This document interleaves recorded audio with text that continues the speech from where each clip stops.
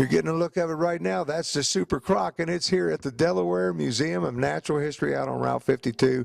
And this is Teresa here with me, and I'm telling you, I got excited when I couldn't believe that I had no idea you guys were getting this exhibit here. Oh yeah, we've been excited about this exhibit for quite some time. We've been waiting for it for a while, and we've got a 40-foot crocodile here on site. It's a prehistoric animal that lived to be the size of a bus. I mean, it's massive, and it's just really fascinating to learn more about. Because I'm going to kind of guide people on through as they come through the door here.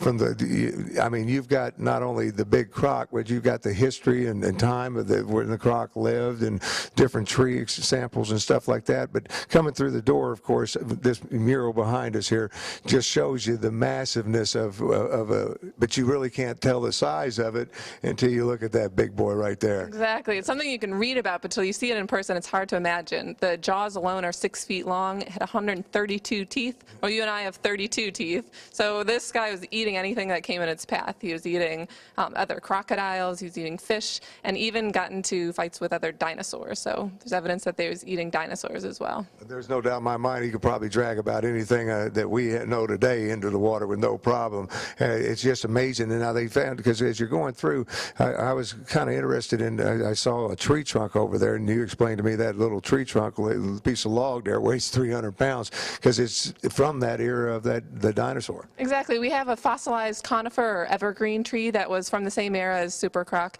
would have been in and around the environment and rivers where Super Croc lived. So you can touch these fossils and kind of get a feel for what life was like 110 million years ago when Super Croc was alive. And I got a little bit of history, because I would have never known that if I would have cut a tree, and I expect to see rings in a tree, but you actually got a display here, because it was different times, different temperatures back then. Exactly. The Sahara Desert was not what it's like today. First of all, it was still connected to South America with Africa, and then the environment was much more mild. It didn't have the extreme temperatures. It was even throughout the year, so you didn't see the seasons that usually give you the rings in our modern trees. Yeah, so no rings in this. That was kind of interesting in me in itself. And then what I like, I love the dinosaur, but more than that, I love to see the actual stuff the guys used on the expedition. I mean, you've got their tent set up here and everything inside of it, just like pretty much they had it out there when they're in the field. Exactly. This is an authentic tent that was used by Paul Sereno and his expedition. He had a team of 14 people. They were using solar power to use their generators. They had to go out and get water every day.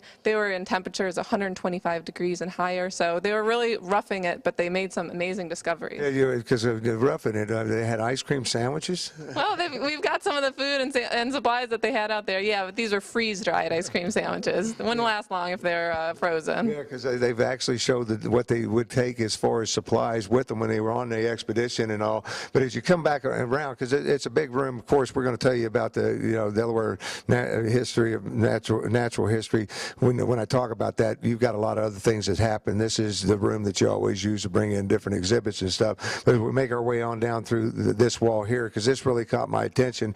The eggs themselves, the different size, and you can see the difference between today's crocodile and later years. Exactly. You can compare a modern alligator to a Super Croc egg, which is only about 7 inches long. So from 7 inches, they're growing into 40 feet. It's really spectacular. And you can also listen to hatchling alligators. These are little baby alligators. Hear what they sounded like and what a baby Super Croc might have sounded like, as well as the roar of a mature Super Croc. Yeah, and the roar of a mature croc from today's time, too.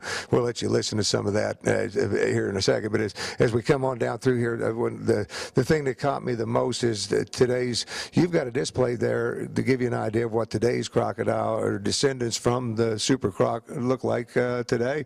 And it's amazing if you look at the size of the head and look at the size of that. Thank goodness those aren't around today. Exactly, yeah. I mean, the crocodile is fierce enough today, but it was much more ferocious 110 million years ago. So you can compare a modern crocodile to an alligator to a gharial, which are 3 branches of the croc family tree. history that are still living today. Yeah, and the best of all is the vertebrae. If you can't compare the size with heads, just look at the size of the vertebrae, because you actually have one from a super croc there, and then you have one of today's alligators once again, and there's a huge, huge difference in that. Yeah, absolutely. It's about half the size. Just that But one. when you're looking at it, I mean, what a spectacular specimen this is. This was actually what they dug up out there, and then they kind of completed it and put it together as a replica. But the guys, I like the picture they got on the wall back here, the guys laying out where they found it and everything. You can see the kind of the jawbone there, and they're laying out the length of the crocodile. How long? 40 feet? That's right. They grew to be 40 feet, so they're illustrating it with their own bodies laid out. I mean, this thing was just massive. Yeah, where the crocodiles today, 20, 25 years is what their life expectancy, I guess, is today. But you're looking at the crocodile of yesteryear. These things live, they believe, 80 to 100 years old. That's right. And they were growing for about 50 years of that time period. So that's part of why they grew to be so big. They had a long growth spurt. Yeah, and it's all here, and it's going to be going on now. Let's talk about it, and it's going to be going on. It's starting. We're getting a sneak peek. You're getting an opening night coming up. How long, when is it going on here? Right. The exhibit opens on Saturday, November 7th. It's going to be open through January 31st. So there's plenty of time to come see it. We've got 3 months. It's going to be a great exhibit, and we're expecting to have a lot of visitors come on down. You'll never get to, this is an exhibit that's traveling the United States, and you're very lucky that it's sitting here in Wilmington, Delaware. You're crazy if you don't come out and take a look at it. You've seen it on National Geographic, and I'm talking about it and everything else. Before we wrap everything up, there's one more thing I would like to talk about, and that's the Delaware Museum of Natural History, because there's so much more here.